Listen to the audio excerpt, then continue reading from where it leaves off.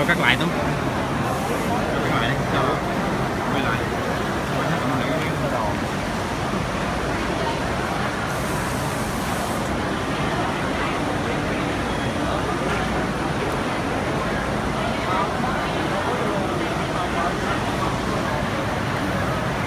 Cắt ở đây nè. Cho vô đây. Để giờ nó quay tổng thể máy được. Quay tổng thể cái máy xong rồi cắt ở đây, cầm cái quay cái nữa.